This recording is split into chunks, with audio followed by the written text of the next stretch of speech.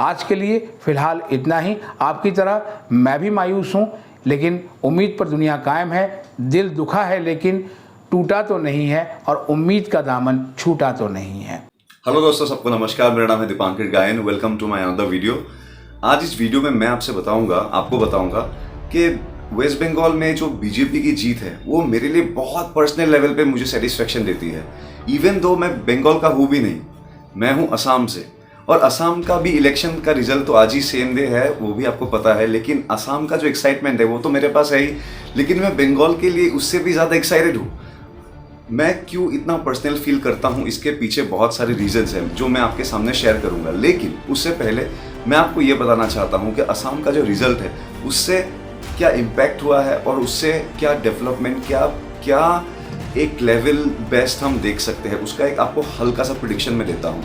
तो last 5 years में अगर मैं असम गवर्नमेंट का बात करूँ तो लास्ट 5 ईयर्स में आपने एक कंस्टेंटली एक चीज़ देखा होगा कि एक तो बुलडोजर एक्शन हो गया, एक इलीगल इमिग्रेंट्स के वहाँ पे जितना भी उन लोगों का ज़मीन था, इलीगल ज़मीन था, कब्जा ज़मीन था, वो सब हटा दिया गया। और अभी मेन टास्क है सबको जो इलीगल इमिग्रेंट्स का या फिर जो मियाँ मुसलमान जो हम कहते हैं, उन लोगों ने जो इलीगली जहाँ पे कब्जा किया था वो सब जगह पे अभी बुलडोजर चल गया है। वो सब जगह पे अभी जितने लोकल लोग भी हैं वो लोग भी वहाँ पे उनको सेटल नहीं होने दे रहे। अभी नेक्स्ट टर्म के लिए जो हमारे चीफ मिनिस्टर ने ये एक प्रॉमिस किया था कि नेक्स्ट टर्म में हमको क्या मिलेगा, क्योंकि इस पहले टर्म पे तो इविक्शन हो गया, ये हो गया, वो हो गया। नेक्स्ट टर्म में हमको मिलेगा कि जितने भी यहाँ पे बांग्लादेशी मियाँ हैं, इलीगल इमिग्रेंट्स हैं, उनको अभी बॉर्डर पार कराएंगे। तो वो एक बहुत ही एक्साइटिंग बात है मेरे लिए, क्योंकि डेवलपमेंट को लेके बिकॉज डेवलपमेंट हो रहा है। आप जितने भी बीजेपी रूल स्टेट में जाओगे तो वहाँ पे आपको विजिबल डेवलपमेंट दिखता है। और यहाँ पे असम में 10-15 ईयर्स हो गया, बीजेपी 10 साल तो हेमंत बिश्व शर्मा को हो गया। हाँ, तो अभी असम में आप हाईवेज का बात करो, ट्रांसपोर्टेशन का बात करो, इंफ्रास्ट्रक्चर का बात करो, आप नए नए प्रोजेक्ट्स का बात करो, आप ओवरब्रिज का बात करो, आप कनेक्टिविटी का बात करो, आप इंडस्ट्रीज़ के बारे में बात करो, आप कहीं से भी बात करो, आप उस डिबेट पे नहीं जीत सकते हो। और इसी को लेके असम में तो ऑब्वियसली वो एक्सपेक्टेड था कि बीजेपी सरकार आने वाली है। अभी दोस्तों, coming back to my next point, मैं इतना एक्साइटेड क्यों हूँ, मुझे इतना ये बंगाल का जो इलेक्शन है ये मुझे इतना पर्सनल क्यों लगता है, मैं आपको वो बताता हूँ। नंबर 1, मियाँ प्रॉब्लम, वही इलीगल इमिग्रेंट्स प्रॉब्लम। अभी मैं असम से हूँ और मैं बंगाल के बारे में बात कर रहा हूँ। मैं इसलिए बात कर पा रहा हूँ because traditionally, culturally, language wise, food wise हम बहुत सिमिलर है। मैं अगर एसएमएस में बात करूँ, जिस बंदे को अगर कोई बंगाली बंदा है उसको एसएमएस नहीं आता है, लेकिन मैं स्लोली बात करूँगा तो वो समझ जाएगा, और वाइस वर्सा। बहुत सिमिलरिटीज़ है। तो अभी इसमें और एक सिमिलरिटी इसमें ऐड करना बहुत ज़रूरी है, वो है एक प्रॉब्लम का जो असम और बंगाल इक्वली हम विक्टिम है, वो है इलीगल इमिग्रेंट्स का, मियाँ प्रॉब्लम्स। अभी मियाँ से क्या प्रॉब्लम्स आता है? नंबर 1 प्रॉब्लम एक तो है सिक्योरिटी, देश का सिक्योरिटी। आपको पता है कि फेंसिंग का प्रॉब्लम चल रहा है। जैसे ही बीजेपी सरकार टीएमसी को बोलती है कि आप फेंसिंग के लिए जगह नहीं देते हो, ज़मीन नहीं देते हो, टीएमसी वाले उल्टा ब्लेम करते हैं कि सेंटर का काम है ये है। तो ये ब्लेम गेम टीएमसी ने एनफ खेल लिया। उनका वोट बैंक का काम था, अभी वो ख़त्म हो चुका है, ताला लग चुका है। लेकिन अभी मेन बात यह है कि अभी तो बीजेपी आ चुका है, अभी फेंसिंग भी बन जाएगा प्रोबेबली वेरी सुन। लेकिन उसके अलावा भी बहुत सारे प्रॉब्लम्स है। एक तो है कि जो लोग ऑलरेडी आ चुके हैं, तो पहले देखना पड़ेगा डेमोग्राफिक किस हिसाब से चेंज हुआ है। कई जगह पे, मैं अगर असम का बात करूँ, ऐसे भी जगह है जो 1950s में हम हिंदूज वहाँ पे 80-85% मेजॉरिटी ऑब्वियसली। अभी 2026 का अगर बात करूँ तो हम माइनॉरिटीज़ बन चुके हैं। और ये सेम प्रॉब्लम वेस्ट बंगाल में भी बहुत अधिक तरीके से है। और मैंने बहुत सारे न्यूज़ चैनल्स पे देखा है, वीडियोस पे देखा है कि कैसे एक बंगाल एक इस्लामाइजेशन के तरफ वो जा रहा है। तो इलीगल इमिग्रेंट्स का वो रूट काटना बहुत इम्पॉर्टेंट है, और जो लोग इलीगली है उनको पिक आउट करना, पिन पॉइंट करना, ये भी बहुत इंपॉर्टेंट है।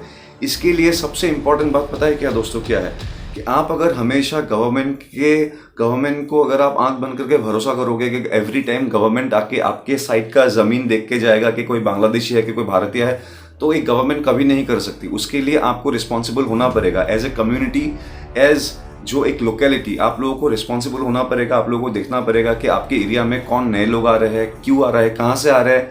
फिर आप लोग उस हिसाब से जब एक कंप्लीट एक सेट ऑफ माइंड बन जाएगा, तब उनके लिए भी बहुत प्रॉब्लम्स आ जाएगा। जो भी यहाँ पे मियाँ मुस्लिम्स है, इलीगल इमिग्रेंट्स है, they are not welcome in my country. ये बहुत ही बड़ा प्रॉब्लम है दोस्तों, बिकॉज असम में आप रेप्स बोल लो, मर्डर बोल लो, ये बहुत सारे घटना हो चुका है। वेस्ट बंगाल में भी बहुत सारे इश्यूज है जो आई एम श्योर अभी सरकार बदलने के बाद वो चीज़ें खुल के सामने आएगी। तो दोस्तों, जो सेकंड चीज़ है, क्यों मैं इतना पर्सनल फील करता हूँ, इसका रीज़न बहुत ही सॉलिड है और आप इसमें आप भी रिलेट कर पाओगे। इलेक्शन स्टार्ट होने से कम कुछ 1-1.5 महीना पहले से हम लोगों ने बहुत सारे ऐसे वीडियोस देखा है जहाँ पे हम लोगों ने देखा है टीएमसी के गुंडे कैसे बीजेपी वोटर्स को थ्रेट करते हैं, कैसे डोमिनेट करते हैं, कैसे वायलेंस दिखाते हैं, कितना वायलेंस करते भी है। हम सब ने देखा है, कोई डिनाई नहीं कर सकता कि नहीं देखा है। तो मैं इतना पर्सनल, मुझे इतना अच्छा लगता है बिकॉज मुझे पता है अभी बीजेपी सरकार आने के बाद इन सब का हिसाब होगा, इन सबको वो पनिशमेंट दिया जाएगा, इन सब से रास्ते साफ कराएंगे, इन सबको उल्टा लटका के पीटा जाएगा। जो मैं वेट कर रहा हूँ कब मैं सडनली सुबह उठूँ, फेसबुक यूट्यूब खोलूँ और मुझे सडनली वो सब रील दिख जाए। मैं तो भाई एक्साइटेड हूँ। तो दूसरा रीज़न मेरा वो है। थर्ड रीज़न है, वो बहुत पर्सनल है दोस्तों, बिकॉज जो मेरा मैं जो फेसबुक अकाउंट मेरा पर्सनल लेवल पे है, जहाँ पे मेरे फ्रेंड्स और फैमिली है। मैं बहुत टाइम से मैं कुछ सालों के लिए कोलकाता में भी रहता था, तो कोलकाता के बहुत सारे, बंगाल के बहुत सारे दोस्त मेरे फेसबुक पे है और बंगाल का जो कंटेंट है वो मुझे रेकमेंड होता है और मैं देखता भी हूँ, तो इसीलिए मुझे एक आइडिया है। और मैंने एक चीज़ देखा है दोस्तों, ये कि इलेक्शन के टाइम पे जो सोशल मीडिया में जितने भी बंगाल से रिलेटेड मैं पोस्ट देखता हूँ, मेरे दोस्त लोग हैं या फिर बहुत सारे ऐसे लोग हैं, मैंने एक चीज़ नोटिस किया है कि बीजेपी के मतलब बीजेपी के लिए बोलने वाला पोस्ट या फिर वीडियोस बहुत कम सर्कुलेट होता है। अगर कोई इंडिविजुअल बीजेपी को लेके अगर कोई पोस्ट करता भी है तो भी उसको कमेंट्स में ट्रोलिंग दिखने पड़ता है। और ट्रोलिंग भी कुछ ऐसे लोगों से नहीं कि कोई अनजान लोग है, कुछ है, उनके ही फॉलो ग्रुप से, उनके ही फ्रेंड्स से, फैमिली से उनको टारगेटेड कमेंट्स उनको मिलता है। और ये चीज़ मैंने बहुत अच्छे से नोटिस किया है। और एट द सेम टाइम मैंने ये भी देखा है कि कैसे टीएमसी को लेके जितने भी पोस्ट है उनको कैसे बूस्टअप किया जाता है, उनके वहाँ पे कमेंट सेक्शन को लेके कितना डिस्कशन होता है, क्या होता है।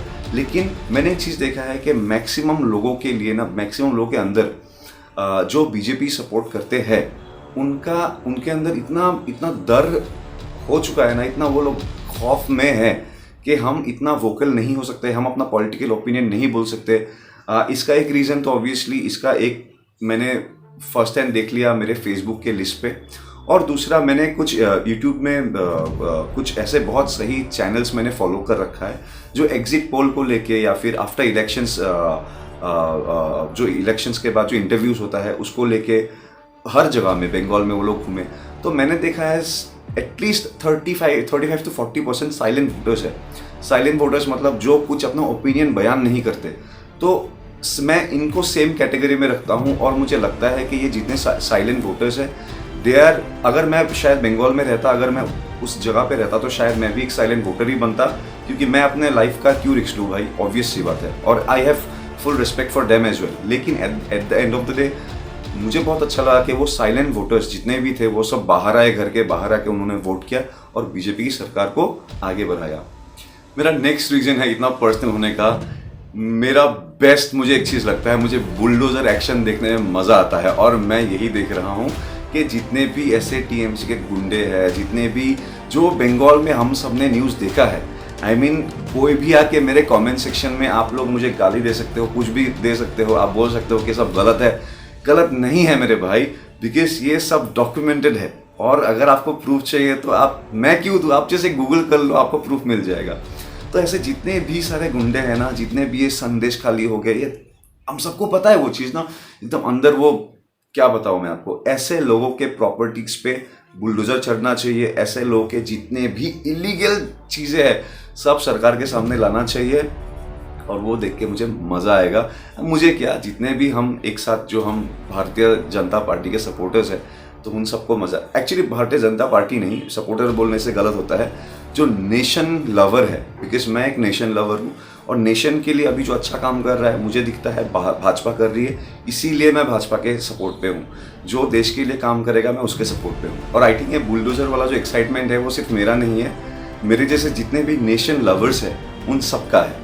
तो अगर आप एक्चुअली मेरे जैसा ये थॉट रखते हो तो प्लीज़ चैनल को सब्सक्राइब करो और वीडियो को लाइक करो। एनीवे, नेक्स्ट पॉइंट पे चलते हैं। नेक्स्ट पॉइंट, इतना पर्सनल होने का रीज़न अभी आप लोगों को धीरे धीरे पता चलेगा, क्योंकि मैं असम से हूँ तो ये मैं देख चुका हूँ कि बीजेपी सरकार कैसे काम करती है, कहाँ कहाँ किस किस जगह पे इम्पैक्ट डालती है। एक चीज़ मैं आपको गारंटी बोल सकता हूँ कि वेस्ट बंगाल में ऐसे बहुत सारे जगह होंगे ना जहाँ पे टेरर कैंप्स चलते हैं। टेरर कैंप्स कौन चलाता है? ये मियाँ लोग चलाते हैं, बांग्लादेशी मुसलमान लोग चलाते हैं, और देश में कुछ ऐसे गद्दार भी है जो इनका सपोर्ट करते हैं, तो आप उसका क्या ही बोल सकता हूँ।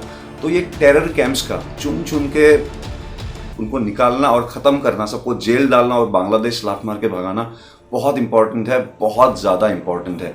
और इसी के साथ दोस्तों, एनकाउंटर्स का जो लिस्ट है, जो यूपी में हम देखते हैं, जो असम में देखते हैं, जो बीजेपी स्टेट्स रूल स्टेट में हम देखते हैं कि क्राइम करके आप भाग नहीं सकते हो, तो ये जो रूल है एनकाउंटर का, जो न्यूज़ है, वो भी मुझे देखना है। मैं तो भाई, मुझे ये सब चाहिए 1 महीने के अंदर। मुझे पता है कि ये पॉसिबल नहीं है, लेकिन क्या करूँ।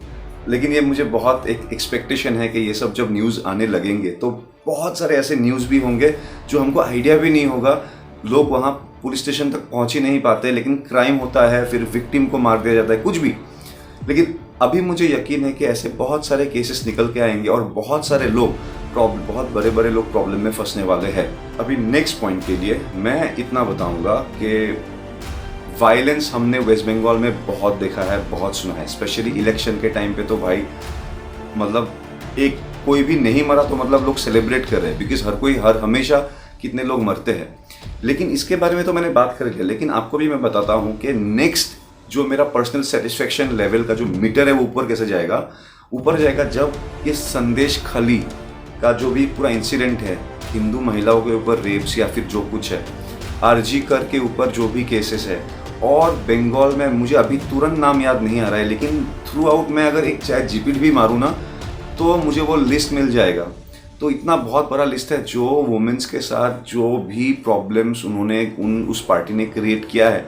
मैं चाहता हूँ कि फर्स्ट 6 मंथ्स में, पहला 6 महीने में प्रॉपर जस्टिस मिले। जस्टिस मतलब बीजेपी वाला जस्टिस का बात कर रहा हूँ मैं, प्रॉपर जस्टिस मिले।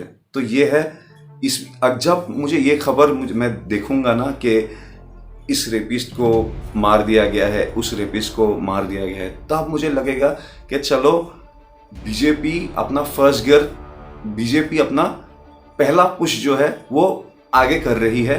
क्योंकि यही जो एक फॉर्मेट है हम देखते आ रहे हैं, यूपी में भी हमने देखा है, असम में भी देखा है, आई एम श्योर ये बंगाल में भी देखूंगा।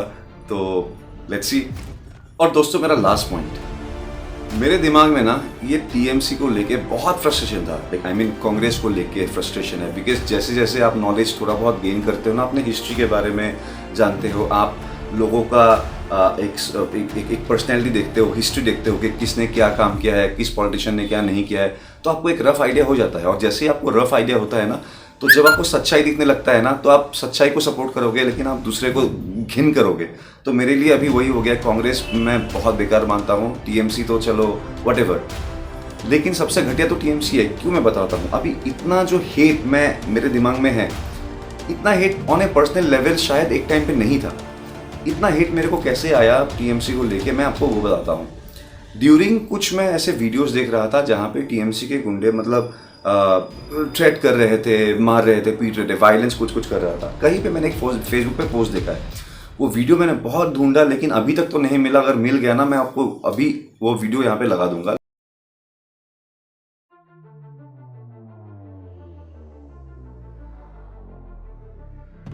लेकिन एनीवे, उस वीडियो में, वो बंगाल का वीडियो है, एक अंकल थे, I mean probably in his 50s, mid 50s। तो वो अंकल रो रो के बंगाली में बोल रहे थे कि कोंगू बना, मतलब वो लैंग्वेज ऐसे कुछ बना था, कोंगू बना दे लो, मतलब रो रो के ये बोल रहे थे कि वो एक बीजेपी सपोर्टर थे, वो बीजेपी का सपोर्टर थे। उन्होंने I think last time BJP को ही वोट दिया, और ये बात टीएमसी के गुंडों को पता चल गया। अब उन्होंने उस बुजुर्ग आदमी को किडनैप करके लेके जाने के बाद उनको उनका देखो किडनैपर्स मतलब टीएमसी के गुंडे के माइंड में एक कंप्लीट सेट प्रोग्राम था कि हम इसको लेके जाके क्या करना है। तो उसको बेचारे को अपाहिज बना दिया, इतना मारा उसके पैर में, इतना मारा उसके पैर में, उसको अपाहिज बना दिया। अभी वो जो अंकल है वो वीडियो में एक न्यूज़ चैनल का एक वीडियो था, वो वीडियो में रो रो के बोलता है कि मैं कुछ काम नहीं कर सकता, मेरा सब कुछ लूट लिया, मुझे कॉन्गो बना दिया ताकि मैं कोई काम नहीं कर पाऊँ। और वो लिटरली वो हैंडीकैप भी थे। तो जब ऐसा ये ना अभी जो मेरा हेट है ना इसके ऊपर, ये कोई पार्टी बेसिस पे नहीं है, ये ह्यूमैनिटेरियन बेसिस पे है, ये एक ह्यूमन नेचर के बेसिस पे इतना हेट है। क्योंकि जब मैंने वो संदेश खाली का हो, आरजी कर का हो, या फिर ऐसे बहुत सारे इंसिडेंट है दोस्तों जो मैं आपको बताऊंगा। इनफैक्ट एक ऐसा इंसिडेंट मेरा खुद पर्सनल का भी है, 2014 का है, जो मैंने फेस किया टीएमसी गुंडों के साथ, मैंने और मेरे कुछ दोस्तों ने। इतना बड़ा केस नहीं है तो इसीलिए मैंने यहाँ पे मेंशन नहीं किया। अगर आप लोग जानना चाहते हो तो मुझे कमेंट में बताना, मैं आपको कभी बोल दूंगा। तो ये पर्सनल चीज़ें मैंने देखा है। लेकिन जब मैंने वो सब वीडियोस देखा तब कोई बीजेपी, कोई टीएमसी, कोई कांग्रेस नहीं था मेरे दिमाग में। तब ये था कि भाई इंसानियत को जिताओ। और इंसानियत अभी अगर मैं आप लोगों को ऑप्शन दूं, बीजेपी और टीएमसी, आप ही लोग बताइए इंसान उसमें कौन है। एनीवे गाइस, अगर आपको ये वीडियो अच्छा लगा तो प्लीज़ लाइक कीजिएगा, सब्सक्राइब कीजिएगा, और हो सके तो शेयर भी कीजिए। आपका सपोर्ट का बहुत ज़रूरत है और मैं ऐसे ही वीडियोस आप लोगों के लिए लाता रहूँगा। तब तक के लिए मस्ती से रहिए। जय हिंद, जय भारत, जय श्री राम।